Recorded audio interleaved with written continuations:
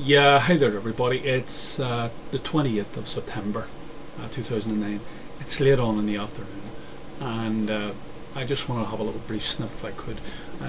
An article today in today's Independent, and it says we're just going to be talking about general property prices, and then we're going to go into commercial property prices, but it just says that national property prices, these are private property prices, have fallen by 25% since the price peak in 2007. Now, I don't know where they're getting this information from, but I think it's a very sort of a minimalist approach. They're saying that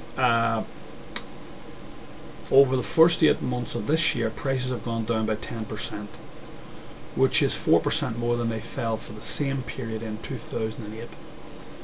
And that's probably a fair correction. I think what's going to happen is, over the 3-year period, the thing started to burst in 2008, and it's in full flight as we speak now, and it's going to accelerate as we go through the winter, as things become more and more and more difficult, and people have to spend a greater amount of their income on keeping themselves warm, and just on foodstuffs, basic foodstuff, just to keep themselves alive. So the whole peripheral thing, it's going to contract even further.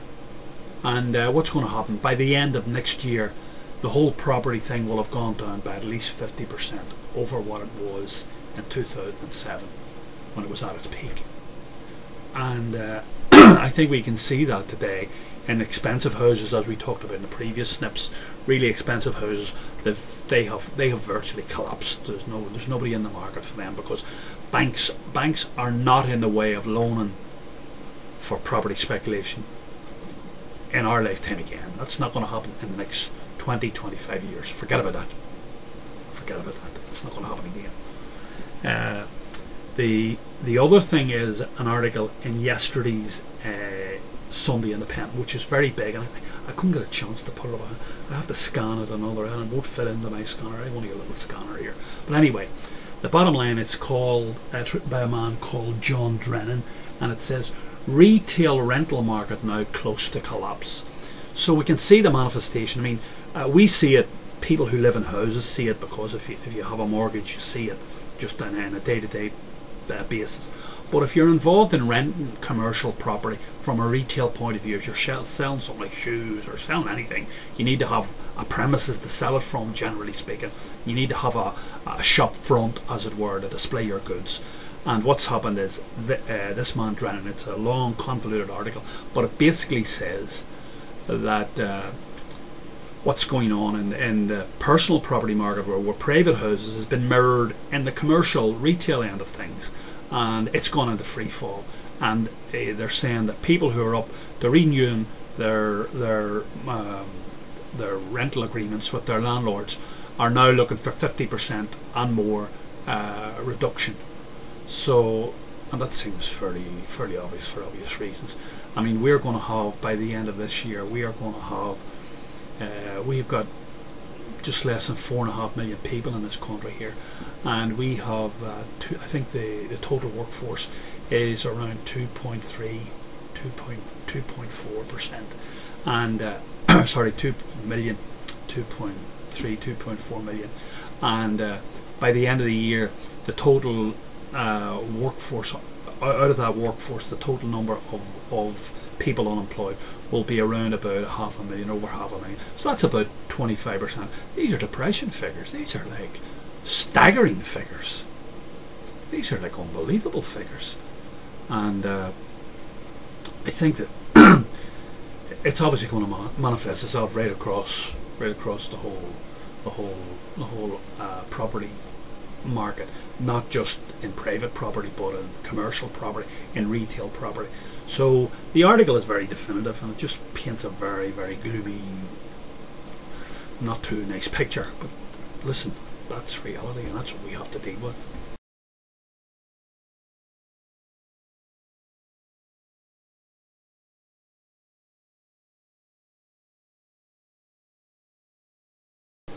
But the thing that I'm going to put up for you to have a read at, I'm going to put it up on the screen, is Michael O'Leary's article. And the O'Leary article basically is fascinating, because he put it up yesterday on the Independent as well, and basically heads up, and it says the IMF will run the country, says O'Leary. Now, I never thought that I would be in agreement with Michael O'Leary of all the people in the world, but on this one I am, unfortunately. I think I think our government's in a state of denial. I don't think they have the political will, and I don't think they have the ability to tackle the problems. I think, and I'm being honest about this, I think in the main they're mostly morons. I don't think they know a shit about what they're doing. I don't think they care about the people.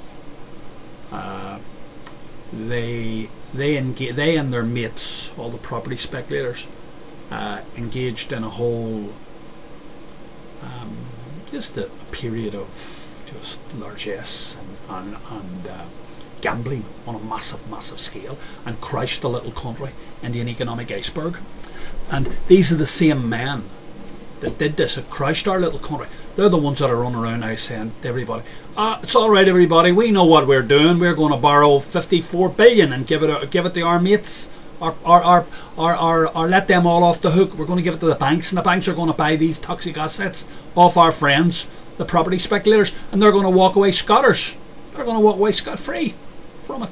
And what's going to happen is you're going to pick up anything in the line of shit. You're going to pick it all up. You know, you small people, the people that all pay all the taxes. You're going to do that, and that's what they've done. Really, what they've done is it's just a total elitist response to the situation we find ourselves in. They don't give a flying shit about the people of this country, and they're not prepared to deal with the civil service debacle, where the average civil servant and people involved in both full state and semi-state bodies in this country earn more than they earn between 20 and 25% more than the average person who's in the private sector. Now, I'm not talking here about setting workers against workers or anything like that. That's not what I'm raising here. All I'm raising is a simple issue. How can it be that people who don't produce the wealth for the country, they service the country? They do not direct. This is a capitalist society we live in. If it's a communist society, I'm all for it. But this isn't. This is a capitalist society. This works on the acquisition of wealth through the utilisation of labour and capital combining.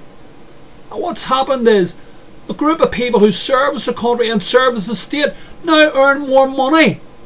They're a whole what would you call them? A labour elite. They earn 25% more than their contemporaries, who are out at the moment taking a massive hammer in the real world. They've no pension rates, there's no nothing, and their wages aren't guaranteed, and just tens of thousands of them and hundreds of thousands of them have been put on the dole. So, do you think our government, the Fianna Fáil government, are in the way of tackling that problem? I don't think so. And O'Leary says it clearly in his article. Have a read of it there. It's up there on the screen. You can have a look at it. He said pay cuts to be imposed on the public sector, warns Ryanair boss. So basically he says that they're not able to do it. They're not able, and they're not willing, and they're muppets. They're basically muppets. They don't know what the hell they're doing. And that's it. They're caught in the horns of a dilemma, and what's going to happen is they're going to borrow more and more and more and more and more and more money. They're borrowing, I think it's every month. They're borrowing at the minute between 2 and 2.5 million, or billion, sorry, not million, billion, on the bond markets. So you can only do that for a certain amount of time, and then the whole thing gets all skewed gets up the left, and your credit rating collapses, and the IMF will come in then. That's all. So it's only a matter of time. One way or another, it ain't going to be a good time ahead. One way or another.